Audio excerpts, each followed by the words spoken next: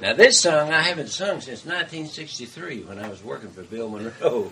And, of course, we did it every night when I was working for him. And so I should have been in good practice, but it's been since 63 that I sang this song. So expect anything, you know. And it's one about that he wrote about his Uncle Pen Vandiver. And it's entitled Uncle Pen.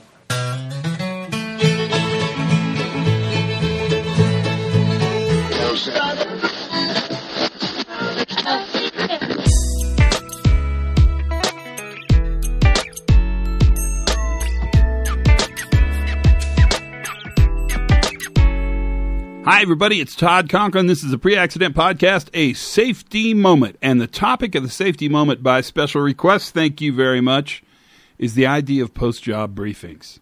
Now, I started with the Del McCoury clip of one of my favorite songs, Uncle Pen. And I love how Del McCoury talks about doing a job every night, but he hadn't done it since 63, and there could be surprises. What would you say if I started this safety moment, this operational excellence moment, by saying this statement? Planning for the work you're going to do begins with a post-job briefing of the work you just completed. In fact, I'm going to suggest to you that when you look at the job wheel, plan, do, check, act, kind of the classic Baconian scientific method, we have it wrong. That planning doesn't start until we engage learning from past jobs. And the only way we can engage learning from past jobs is to create a moment where we, in fact, go out and gather information about how work happened. Now, you know by this point in this journey that in order for us to prevent accidents, we have to study how safe work is accomplished. That's really important to what we want to do. And to do that, one of the very best tools we can do is ask some post-job questions. They're not very difficult, but they're incredibly important for us to ask. And those post-job questions really are as simple as what went right, what went wrong, what hazards did we find, which ones did we miss, and what surprised you. But what's important is creating an opportunity and a value set amongst your workers for the importance of post-job briefing. Now, I work with a lot of drilling and completion people in oil and gas, and one of the things that I think is remarkable is because of the way their work is set up and because of the way they actually do the job, they have to brief the crew that follows them on the status of the operations before they actually make the handoff. Now, what's interesting about that is I'm going to suggest that drilling and completion guys, for the most part, have a really strong debrief culture. And it's built into their work by the way they do their job.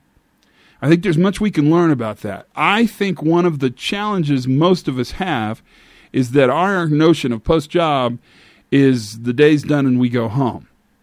In fact, what I think we should build in is an opportunity for us to really leverage what we learned the day before. What's new, what's different, what's dumb, what's dangerous, and how can we build that into the pre-job planning, the toolbox talk, before the next day starts? Now, we can talk about this a lot more, and we probably should, but for this safety moment, I think the idea that we experiment with ways to gather that post-job information is the challenge I want to leave you with. Build in time to learn how the work happened yesterday before you start the work today. Whether you do that at the end of the day, which is perfect, or whether you do it at the beginning of the next day, which is also perfect, we want to leverage the opportunity of understanding how work happens when we're successful. That's the safety moment for today. I hope you enjoyed it immensely.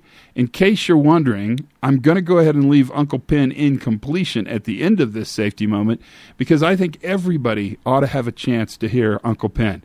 Tom Garrett, this is for you. Thanks for listening. Have fun. Do something great and learn something every day. And for goodness sakes, be safe.